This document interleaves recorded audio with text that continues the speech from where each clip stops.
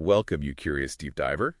Today, we're taking a bit of a shortcut to understanding a really common skin concern. Hyperpigmentation. It really is everywhere, isn't it? Totally. We're talking about those dark spots. Yeah. Whether they're age spots, sunspots, or maybe what's left after a breakout. Yeah. It's all basically about excess melanin, right? Yeah. The pigment that gives our skin, hair, and eyes their color. Absolutely. And while those spots are super common, the science behind tackling them, even with something seemingly simple like a face wash, is actually pretty fascinating. Right. You see hyperpigmentation showing up in different ways, like post-inflammatory hyperpigmentation, PIH they call it, often after acne or some skin injury. Then there's melasma, often linked to hormones, and well, sun exposure is a big factor there too. Or just the familiar solar lentigines, those sort of classic sunspots. Okay. So our mission today, really, is to unpack the role face washes play in managing all this. It's often underestimated, I think. Because they're on and off so quick. Exactly. They're short contact products, but they play this crucial foundational role. They're basically priming your skin for everything else you do. Okay, so let's dig into that.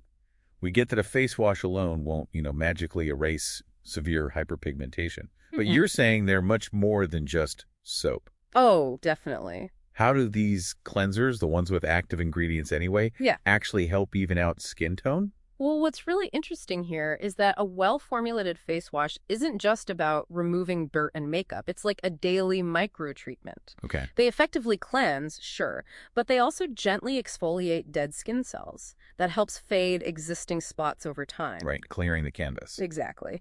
And maybe more importantly, they help your other products, your leave-on treatments, absorb better. Plus, you get this consistent, mild exposure to beneficial actives. And critically, many have anti-inflammatory effects. Since inflammation often drives hyperpigmentation, that's really key. So if they're this foundational layer, what are the key ingredients we should be looking for? What are these beneficial actives doing? Okay, let's start with one that works on the transfer of the pigment. That's niacinamide or vitamin B3. Ah, niacinamide. It's everywhere now. It is, and for good reason. Its mechanism is quite unique. It actually inhibits the movement of the melanin pigment from the cells that make it, the melanocytes, to the surface skin cells. So it stops the pigment showing up. It prevents it from reaching those outermost layers where you see it as a dark spot. And it's also a great anti-inflammatory, plus it strengthens the skin barrier. So it's usually really well tolerated, even for sensitive skin types. That's good to know. What kind of percentage are we talking in a wash? Typically, you'll see it around 2-5% in cleansers. Gentle, but effective. Okay. But what about ingredients that go more directly to the source, tackling the actual production of melanin? Right, the inhibitors. That brings us to kojic acid. It directly inhibits tyrosinase. Tyrosinase. That's the key enzyme, right? That's the one.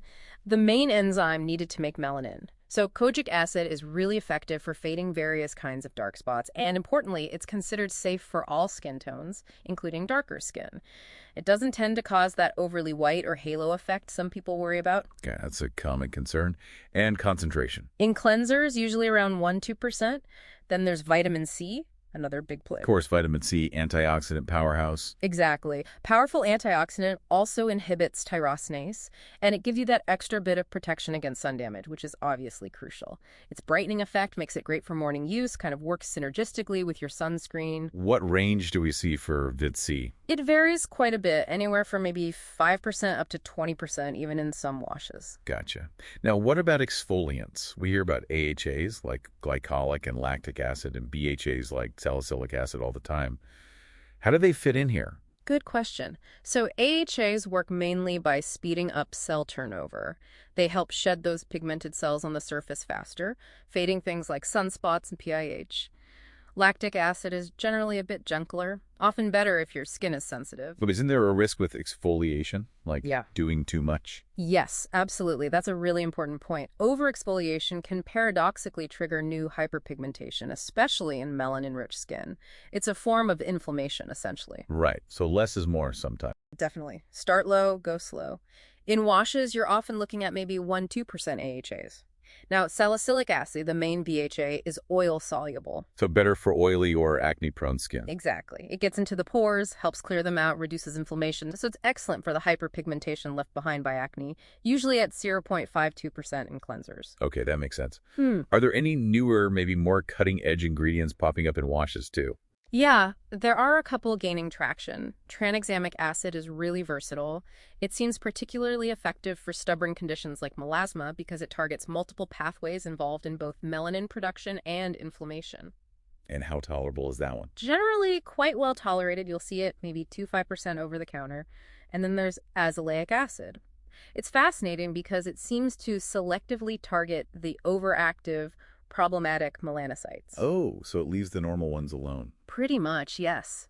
It doesn't just globally suppress melanin, plus it's anti-inflammatory and great for acne and rosacea-prone skin, too, often up to 10% in OTC products, including some cleansers. Wow, okay.